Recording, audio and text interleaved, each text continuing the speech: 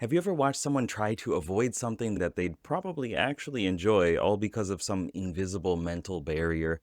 Maybe it's your friend who wants to try public speaking, but they won't do it despite being brilliant. Or your partner who refuses to dance even though they've actually got some rhythm. Or maybe it's a child who's afraid to swim in the ocean despite actually being a great swimmer. These aren't likely physical limitations, they're limiting beliefs.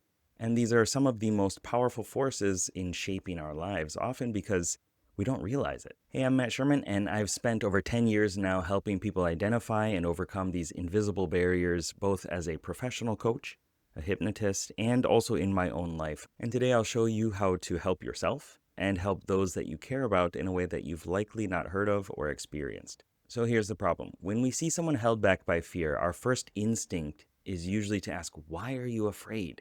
But that's actually the worst question that you can ask, because this reinforces the fear. It centers the conversation around the limitation rather than the possibility of success. And it puts the person in a defensive position where they feel like they need to justify their fear.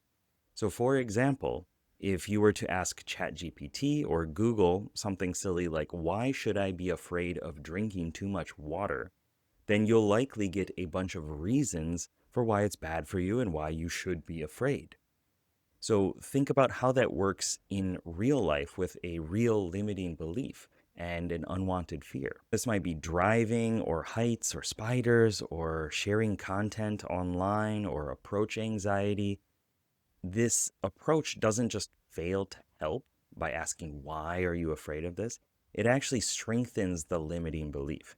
So instead, here's a simple shift in how you can frame questions that can help you completely transform these conversations and your own thoughts so you can get unstuck.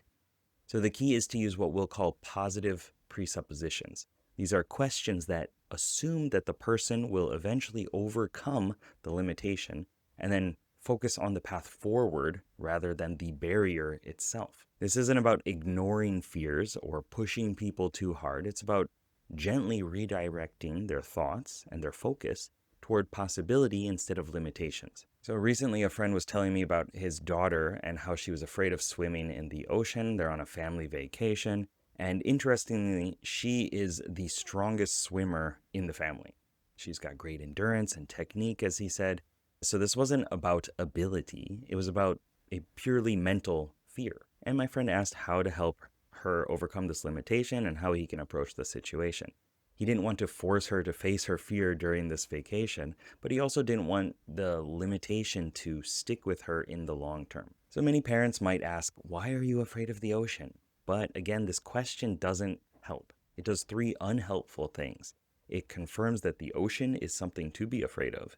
It asks the child to articulate and therefore strengthen their fear, and it focuses on the problem rather than the solution. Here's the pro tip that I shared with him. Instead of asking the usual why questions, use what or how questions that contain a positive presupposition.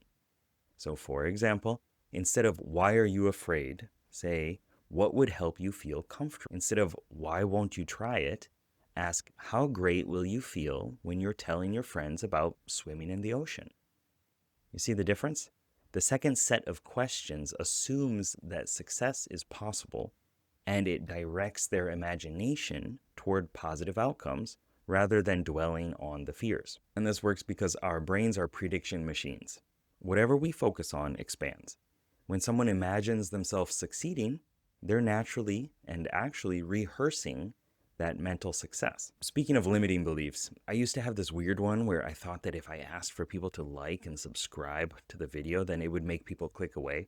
So if this has been helpful for you, think about why you might want to like the video and subscribe to the channel, and then go ahead and do it when you're ready. Now you might be thinking, but isn't this just manipulative? Shouldn't we respect people's fears? Absolutely, we should respect them, but respecting fears doesn't mean reinforcing them. True respect means seeing someone's full potential beyond their current limitations and helping them succeed. So think about it this way. Limiting beliefs are just stories that we tell ourselves. They're not facts. Even though they feel like facts, they're just something that happened. And we attached meaning to it. And just like any story, they can be rewritten. So when you use a positive presupposition in your questions, You're not dismissing someone's concerns, you're actually offering them an alternative narrative, a different story where success is possible. So, next time that you encounter a limiting belief, whether in yourself or in someone else, and it's appropriate for the setting, remember to avoid why questions that reinforce the limitation.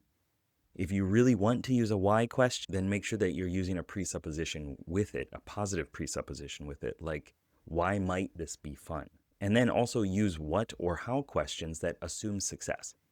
Frame questions with positive presuppositions that direct the focus toward possibilities and help them visualize success rather than dwell on fears and limitations. And this simple shift in language can help people transform limiting beliefs into success stones towards growth. So go ahead and think of a limiting belief or an unreasonable fear that you have. And ask yourself, how have you been reinforcing it with why questions? Why am I so stupid? Maybe that's the question. Why do I always fail? Why can't I get a date? Reframe it with a positive presupposition and see how easily it shifts your perspective. So, what can I do today to become smarter? How can I put myself in positions where I can get a date? If you're finding this video helpful, you'll probably like this video over here too.